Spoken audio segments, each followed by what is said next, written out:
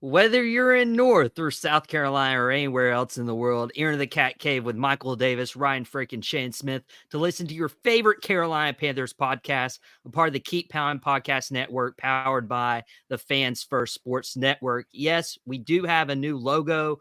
We have new social media accounts, so please go follow those. We now have a Facebook. We now have an Instagram. We now have a Twitter or X. And we also have your favorite co-hosts of the Carolina Panthers podcast here in the Cat Cave with you this week. Excited to be on the show with you guys. First things first, let's welcome in Mr. Ryan Frick. Ryan, how are you doing?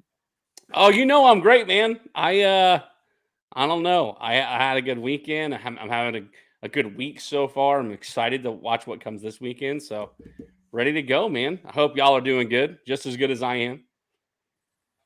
I'm doing okay. Probably not as great as Ryan right now, but or we Shannon also for have that matter. Come on now.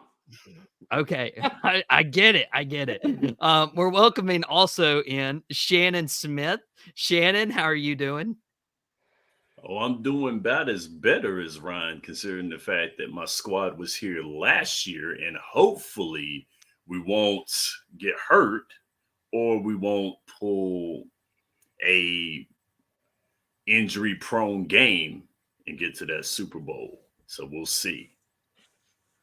Well, it's going to be either the Detroit Lions or the San Francisco 49ers in the Super Bowl. We might do a little special Super Bowl segment here in a couple weeks where the loser of those will have to suffer the same punishment that I have the last few weeks coming on the show. But I'm looking forward to that. I'm also looking forward to today's show because you are watching this or listening on the Fans First Sports Network in audio form. The Cat Cave, a Carolina Panthers podcast, and news broke Monday night that Dan Morgan has been hired as the Panthers general manager. They finally made that decision.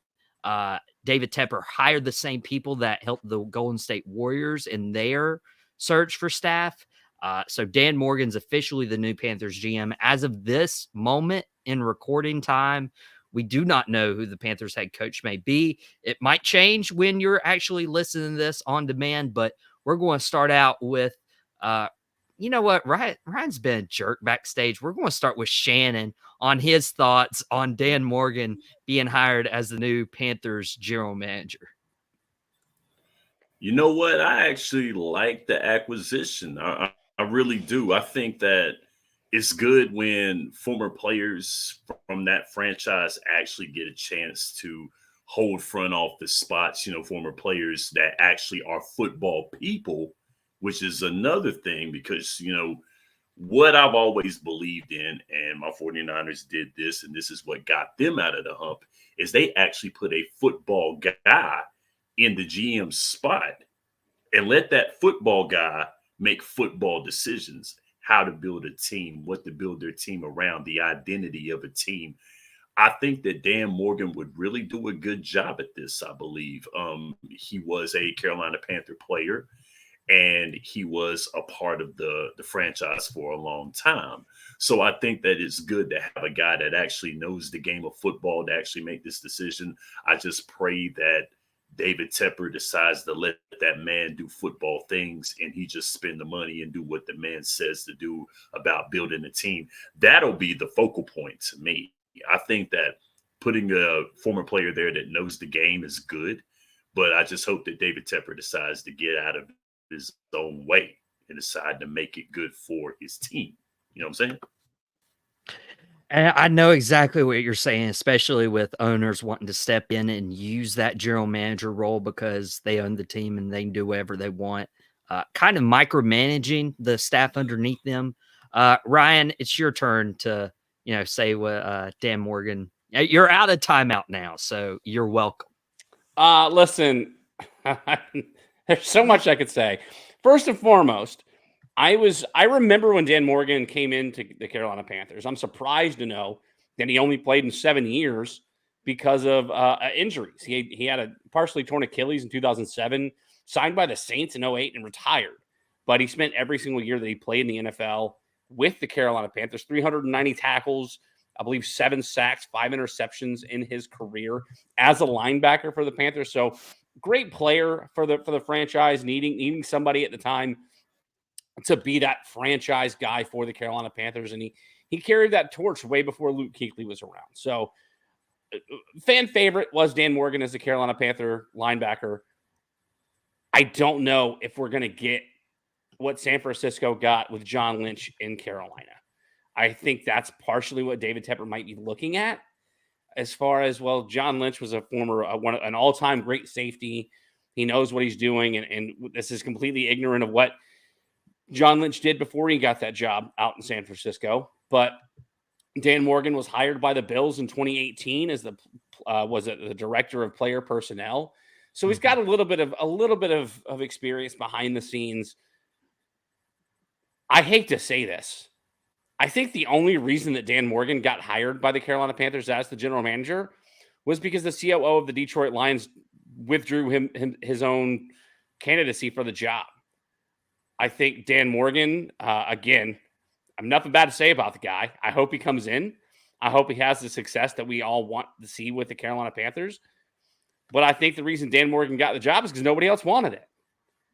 I think David Tepper wants, as much as David Tepper wants to get away from the Jerry Richardson days, you're going back and taking a Jerry Richardson draft pick and you're putting him at the top of the totem pole when it comes to player personnel decisions. So, how can you talk in one? But he's going away from them, and look what it's doing him. It's doing him not a daggum thing. No, listen, I'm not disagreeing with you whatsoever. I think I don't think it's a bad move, right? I don't think outside of hiring I can't even say outside of hiring Dan Snyder as the general manager, I don't think you could have made a bad hire for this position. But I think that primarily the reason why I think the primary reason why Dan Morgan was hired because nobody else with any experience, with more experience, wanted the job. So I'm wishing Dan Morgan the best. I want Dan Morgan to succeed as a lifelong Carolina Panther, never played for another team in the NFL. I want Dan Morgan to come be the John Lynch for the Carolina Panthers. I want him to build a championship franchise that has talked about winning division after division in the NFC South, playing for NFC championship games year in and year out, being a consistent playoff contender for the Carolina Panthers. So, again, no ill wishes for Dan Morgan, but I think there's a reason why he got hired, and I'm hoping that he turns out to be the guy that can make the decisions without being micromanaged, a la David Tepper, a la Jerry Jones, that he can build something that Carolina Panthers fans can be proud of. You know what I mean? Well, here's the thing with the Dan Morgan hire is he's been the assistant GM for 3 years, 4 years. He was hired back in 21. So what this tells me is that the Panthers did not want to bring in somebody who disapproved of Bryce Young as their future quarterback.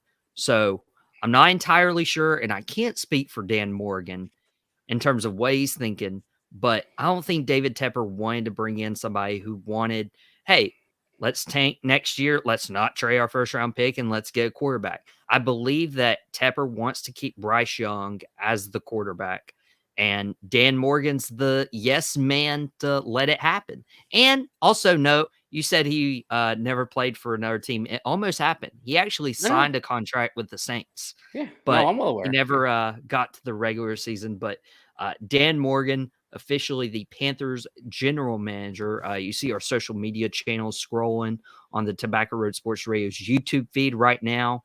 Go follow us, Facebook, Instagram, Twitter, at the Cat Cave _FFSN. That's for Fans First Sports Network. If you were like Ryan and he had 2 and 2 put together. We realized last week on the show that... Why are you coming for me today, Mike? Why are you coming for me today? I'm not coming for you, okay? No, you were 100% coming for me. Listen, they don't call me Bully Ryan on Tap Out the Touchdowns for nothing. You coming for me.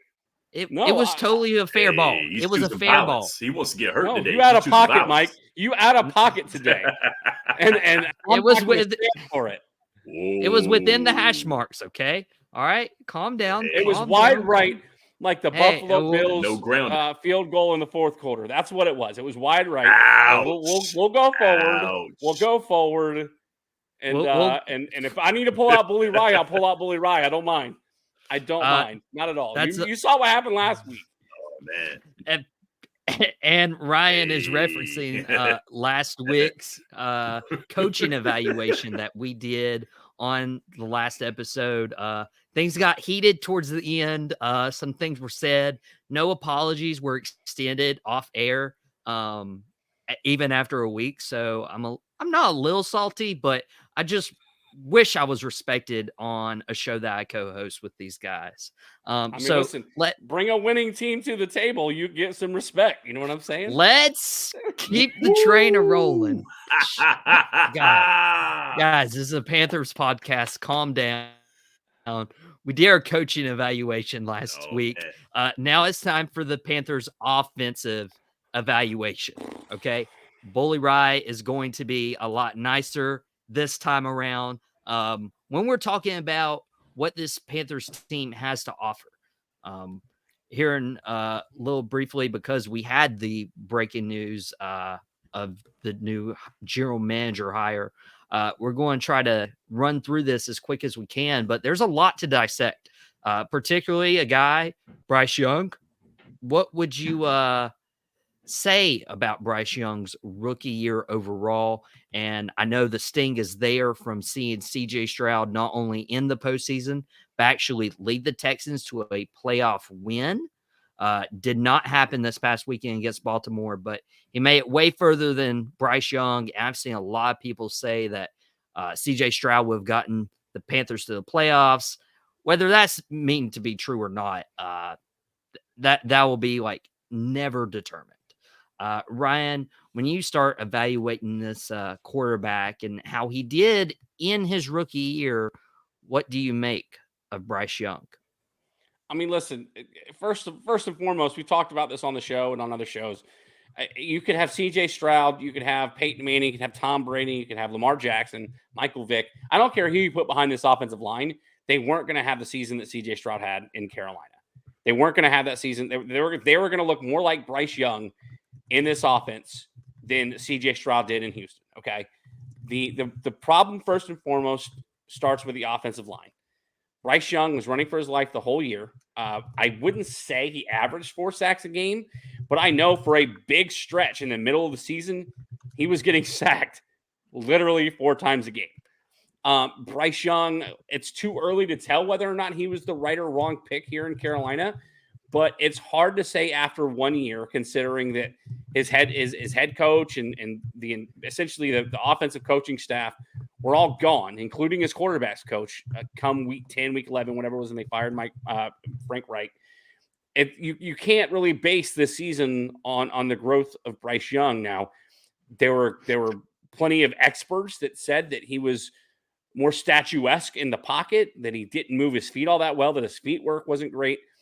And so a lot of the sacks that he took was because of the fact that his footwork wasn't all that great in that offensive line. And you did see some games where you felt like he put it together, like the game, I believe week 17, where he was able to put together 35 points on offense, but they still lose the game. It felt like he finally got it that game. And even week 18, when they had a chance to beat the Tampa Bay Buccaneers, who only won 9-0, he seemed to kind of put it together if it wasn't for other mistakes. DJ Chark's fumble in the back of the end zone, a penalty that called back another score, or another big play on offense. So it's too early to tell. Right now, it looks like he wasn't the greatest pick. It doesn't look like he was the right pick at number 1 overall. But like people couldn't really, put all the eggs in the basket for Trevor Lawrence in his first year in Jacksonville with Urban Meyer, you can't judge Bryce Young's future off of this year with the Carolina Panthers. You have to see what he's able to put together next year. And then you can decide whether or not, well, this guy wasn't the right guy, this guy's a bust, whatever the case is. You can make a better argument for what he is or what he isn't come the end of next season. Ryan makes a good point because I know as talking heads, people on radio shows or podcasts, like they love the hot take. They love to say, oh, this guy's a bust, or hey, they also love to predict whether a guy is a bust or not. Ryan was on the show last spring saying, any general manager would regret taking Anthony Richardson in the draft. That remains to be seen. Okay. Everybody knows how great quarterbacks are their rookie year, and then they have the sophomore slump and they're never the same again. Robert Griffin III, a good example. And then there's quarterbacks like Peyton Manning. There's quarterbacks like Trevor Lawrence who struggle their first year after being the number one overall pick and then end up resurrecting their careers. And in Peyton's case, having a Hall of Fame career and one of the greatest quarterbacks to ever step on the field. With that said, Shannon, your 49ers are talked a lot about taking a quarterback last pick overall, and Brock Purdy's done really good. What do you make of Bryce's rookie year, and do you have faith in him moving forward with this 24 Panthers squad? It's going to be uphill considering the fact that Bryce Young last year, like this current year, 2,877 yards passing, 11 touchdowns, 10 picks. Now, thankfully, he threw more touchdowns than he did interceptions, but it was only by one. And he had a 73.3 QBR, which isn't really cutting mustard right there. He accounted for 16 total turnovers. That's 11. That's 10 picks and 6 fumbles that were lost. So that doesn't help the case a lot. His longest pass was 48 yards this year. Not good at all. And Ryan, to add on, when you talked about he was sacked maybe 4 times a game, he was sacked 62 times this year.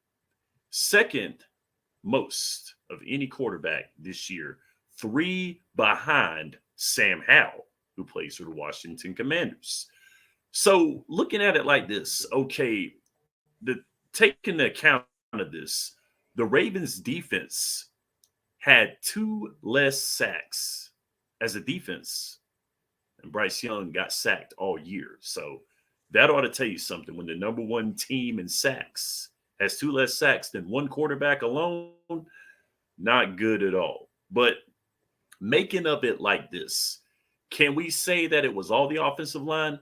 Not all of it, but a good bit of it. If we had a pie chart, I would say that offensive line was probably the reason why this happened. But we can also take account to Bryce had to run for his life, what Ryan said. He ran for his life a lot. We talked about that for weeks on this very show. And also another reason why as well, too, Bryce did hold on to the ball a good bit, and there were rookie mistakes that were made. I point out in the very first game with Atlanta, he had the jitters in the very first game, then leading on into games against the Colts, winnable games that should have been won also too. The last couple games that they played, they put up goose eggs as well too. But he had the glimmer with Green Bay. And Green Bay, of course, I got to say, since my guys played Green Bay and almost took the L to them, they were very, very strong on offense. They had a lack of weapons this year, but some of those guys started showing up in that Green Bay game. DJ Chark had a great game against Green Bay. These guys were flash in the pan. The only consistent guy in the passing game was Adam Thielen, and he was a 1,000-yard receiver, which a lot of people were probably very surprised by that. He had 1,014 yards this year in his first year with Carolina. So he was I would have to say he was maybe half of Bryce's passing yards there. So you had a lack of weapons. You had guys, DJ Chark would maybe show up. Hayden Hurst would probably show up. A lot of those guys really weren't consistent. And, the consistency was a lack thereof. And one thing also, too, inconsistency in the play calling, which was a big thing. 1 week they want to run the football. 1 week they want to pass the football. Chuba Hubbard back there is really putting up numbers in the running game. But yet you're trying to force the ball. You're trying to pass the ball. You want to be flashy with the offense. And you don't have the offense for that. So the lack of identity, I think, was a big thing there that really hurt Bryce, considering the fact he's probably going to have a new coaching staff this year after the old coaching staff is pretty much gone from this year. And, there's going to be more moves being made. So like Ryan said, it's really hard to make an assessment because of all the things that went on, the coaching staff, your lack of weapons, your offensive line not being good. So it would be unfair to say that it was all Bryce's fault, but it would also be unfair to say that he didn't have a lot to do with his own destiny. By the way, that number that you mentioned, the number of sacks, that averages to a little under 3.5 sacks a game. So, which no quarterback can thrive. Sam Howell still threw. Sam Howell got beat up this year, though. He threw 3,946 yards, 21 touchdowns, 21 picks, and a 78.9 QBR. So his offense would sputter. Like, they only won 4 games this year, and they played in a gauntlet of a conference, the NFC East. You had 2 guys that were at one point in time wanting to be 1 seeds in the NFC. That didn't happen in the NFC South. That did not happen at all. You didn't know who was going to win the NFC South until the tail end of the season. So you kind of had an idea who was going to win the NFC East. It was either between Dallas or it was between Philly. Yes. So it was hard to see. They had the competition. There was a lot of competition at NFC East. But in the NFC South, you didn't know who was going to win it. So, it was a winnable conference by any one of these 4 teams in the beginning. You started seeing, okay, maybe it's New Orleans, maybe it's Atlanta, maybe it's Tampa Bay. It was pretty much everybody but Carolina, more or less. And honestly, we had high hopes and high expectations coming into last year. There was so much buzz and speculation around the Queen City about a rookie quarterback and his flashy weapons on the outside. They just signed Miles Sanders to a deal. And in my opinion, and you guys can let me know if you disagree on this, I think the offensive line let the Carolina Panthers down. You can blame the coaching staff. They're all gone. You can blame Bryce Young. He's only a rookie. You can blame the defense. Defense was actually top 5 in a lot of categories. But what it comes down to is a game is won or lost in the trenches. And if you can't get anything moving offensively, that's the offensive line. That's the offensive line's fault. That's why we got the product that we got out on the field. But we do have some flashy names to evaluate when it comes to the Carolina Panthers offense. Do we though? Do we have flashy names to talk about though? we have a few. People in fantasy football are either happy or very upset with some of these names. One of these names being Adam Thielen. Adam Thielen actually did pretty good for some fantasy teams. It was about 1 week. No, Adam Thielen did. Adam Thielen was great about a couple of weeks. So Adam Thielen was great in the middle of the season, but when people got to the playoffs, you couldn't rely on Adam Thielen. You had to bench him. So if you were relying on Adam Thielen to get you through the playoffs, sorry, it didn't work out for you. I know you lost didn't win my fantasy football leagues, so it's okay. You should know, yeah. There you go. But also another name that people are probably upset about. Stop. People are probably upset about Miles Sanders not showing up like he did after that big extension. Yes. And then you have guys like Ryan said was going to be. Man. Chuba ate his lunch. He's not wrong. Chuba ate his lunch, man. That man was doing it. I mean, he did. I mean, why would you not give that man the ball with the way that he was running the whole time, man? That man was killing it out there. I mean, I know you want to move on to somebody else, Mike, but I think when it comes to Miles Sanders, I think the first thing that Dan Morgan needs to do is trade away Miles Sanders. I think I've said it plenty of times throughout the season. Of course you can. He's got to get something out of him. Not with the contract. You absorb some of the money in the contract, you get some draft compensation, you get rid of Miles Sanders. I've been saying this since preseason. Miles Sanders is probably very talented. I know, not probably. Miles Sanders is a very talented quarterback, but he doesn't fit what the Carolina Panthers want to do. You talked about the offensive line not being great all season long. Well, Chuba Hubbard was able to run in some games that Miles Sanders was never able to do. So the first thing Dan Morgan needs to do as GM is to find a trade partner for Miles Sanders. I don't care what you get for him. I don't care if you absorb half of his money that you owe him and you get a third round for him. He's got to go. You got to go and draft a running back in the second and third round. That's what you got to do. Well, then they wasted that money. It depends on who they the get free as agent coach signing. now. On the other hand, because the coach they're gets paying, him, they love him. They're paying $70 million to two different coaches. Well, Mike, they're paying $70 million to two coaches not to coach for the Carolina Panthers next season. I don't want to hear about them wasting money. David Tepper has wasted plenty of money. He is hemorrhaging money at this point. It doesn't matter if it gets you in the right direction to take the next step for the Carolina Panthers to at some point be a championship contender. You got to do what you got to do. Trade away Miles Sanders. If that means absorbing some of the money that you owe him, you got to do what you got to do. Get something back for him, and let's start over. Give Chuba Hubbard an extension. Draft a running back in the draft, third, fourth, fifth round, whatever the case is. There's plenty of running backs that are. I mean, Phillip Lindsay was a phenomenal running back, specifically fantasy speaking wise, but he was an undrafted free agent signed by Denver who had a really good career for 3 or 4 years.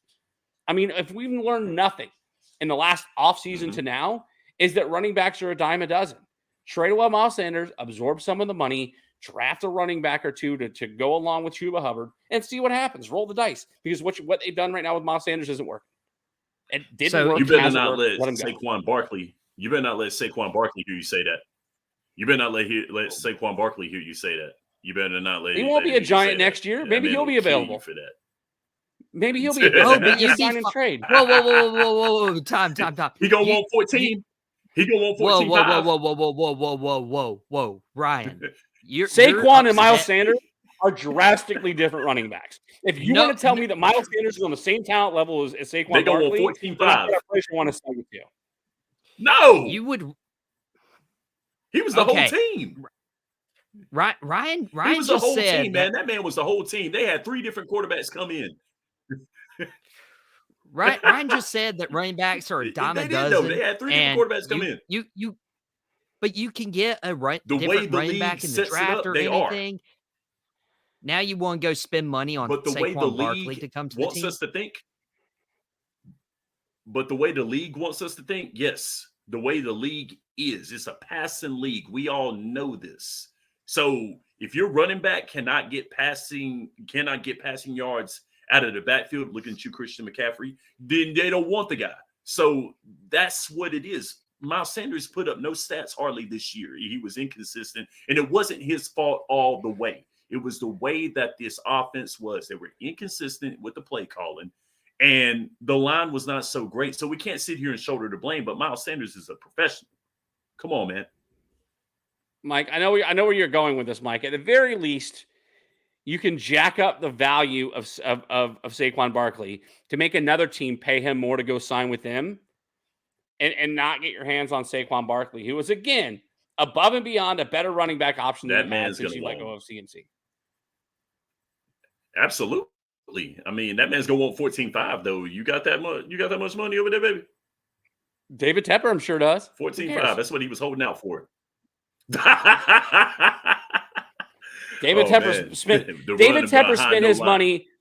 Listen, David Tepper has found much worse ways to spend his money. What's the difference in going and signing Saquon Barkley? But he didn't want to spend money on DeAndre Hopkins.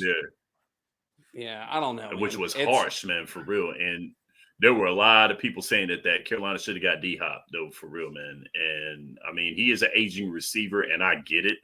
But he would have been a downhill threat. He would have been a downfield threat, which was something that Carolina did not have consistently this year. He's a better number one than the Panthers had. Why not? Well, yeah. Of course. And Thielen didn't do terrible. Okay, DJ Chark had his moments. No, I don't think Jonathan Mingo. But see, that's not his job, though. I don't think Jonathan Mingo showed up as I thought he would. But when it comes to D-Hop, he did help. D-Hop helped Tennessee to the playoffs. Or they didn't make the playoffs. They did make the playoffs. Well, okay, argument's done. He helped lead his team to the playoffs. They were the worst. They fired their coach, Mike. They were the worst team in the division after winning the division 2 years ago. D-Hop could have. Oh man, the Derrick Titans Henry can win the save 'em. division. I They know could help we're- Carolina win the division. I know we're up against it, and I know you wanted to get into the other weapons, whether it was I know you started to mention Hayden Hurst, and I Here want to we say go Hayden Hurst again. had his moments too. But Hayden Hurst, I don't know if he was the answer. I Yeah. don't know if it was the right on the I don't know if it was the right move to make on this offense with everything with all the way the cards, were dealt the way they were. I'm concerned about his inability to come back from the concussion that he suffered late in the season. And people don't remember that he's an older tight end. He was a 25-year-old college kid, 26-year-old college kid coming out of South Carolina, and he's already been in the league 6 or 7 years. So he's already older in and of itself. So like, if we want to, maybe we extend this into the next episode too. But there were no. Yeah, you can argue that Adam Thielen was a guy in this offense that was able to produce, and for a while he was. But if you shut Adam Thielen down, nobody else got open on this offense. DJ Chark had his moments. Jonathan Mingo had his moments. Hayden Hurst had his moments. But at the end of the day, we wanted to blame the offensive line. A lot of the blame has to come on to understand that like the receivers couldn't get open. Adam Thielen was only getting open because he was hitting short slants and short crossing routes. The longest pass that Bryce Young had all season was 48 yards. And I believe it was late in the season because nobody could get open. And so part of that blame goes on the offensive line, but some of it has to come on the lack of offensive weapons that this Carolina Panthers had this season. Exactly. I mean, you can only do so much. I mean, good offensive football, like John Madden said, always starts with the offensive line. But if your offensive line doesn't give you time to throw the ball, you can't see down the field. And if you guys can't get open, then who you throwing it to? The other team? Shane literally gave credit to anyone other than me who said just a few moments ago that the game is won or lost in the trenches, and the offensive line is the reason that the Carolina Panthers didn't have much success on the it's offensive a game side. of inches. We all know football is a game of inches. Of course, that goes without being said. So yeah, it is a game of inches, and trench fights are what do it. Because I mean, if your line can't block, what are you going to do on offense? And the answer to that is not much. But the defense did have a better season than the Carolina Panthers offensively this past season. We're going to get into that next week. But for now, exit the Cat Cave. Listen to more content by myself, Ryan Frick, Shannon Smith on the Tobacco Road Sports Radio's YouTube channel. More Carolina-centric podcasts on the Keep Pound Podcast Network, powered by the Fans First Sports Network. Go follow us on our new social media handles scrolling on the bottom, and we will see you next week here in the Cat Cave.